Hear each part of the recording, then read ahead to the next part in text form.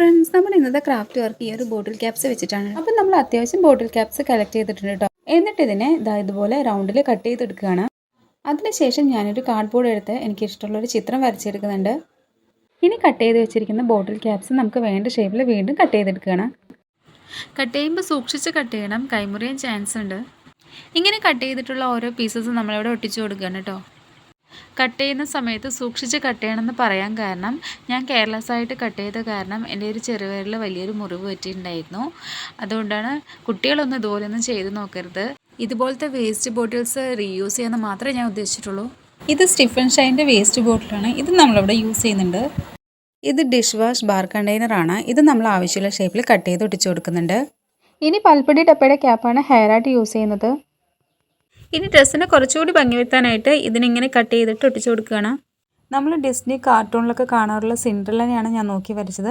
പക്ഷേ ഹെയറും ഡ്രസ്സിങ്ങും നമ്മുടെ ഒരു ഇഷ്ടത്തിനനുസരിച്ച് മാറ്റി എന്നേ ഉള്ളൂ. ഇതുപോലെ നമ്മൾ ഓരോന്നും ഫെവിക്കോൾ വെച്ചിട്ട് ഒട്ടിച്ചു കൊടുക്കണം കേട്ടോ. ഞാൻ ഫേസും ബാക്ക്ഗ്രൗണ്ടും എല്ലാം ബോട്ടിൽ ക്യാപ്സ് വെച്ചിട്ട് തന്നെയാണ് ചെയ്യാനിരുന്നത്. പക്ഷേ ഫേസും ബാക്ക്ഗ്രൗണ്ടും എല്ലാം കട്ട് ചെയ്തെടുക്കാൻ കുറച്ച് ബുദ്ധിമുട്ടായതുകൊണ്ട് അതുമാത്രം നമ്മൾ പെയിൻറ്റ് ചെയ്തെടുക്കുകയാണ് കേട്ടോ.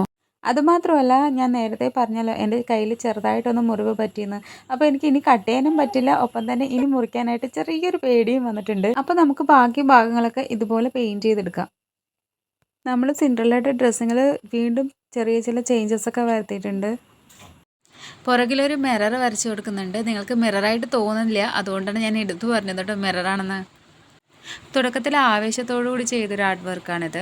പക്ഷേ കൈക്ക് മുറിവ് പറ്റിയപ്പോൾ ആ ഒരു ആവേശം അങ്ങോട്ട് പോയി. പക്ഷേ ഏതായാലും തുടങ്ങി വെച്ചില്ല, ഇനി കംപ്ലീറ്റ് ചെയ്യാമെന്ന് വിചാരിച്ചു.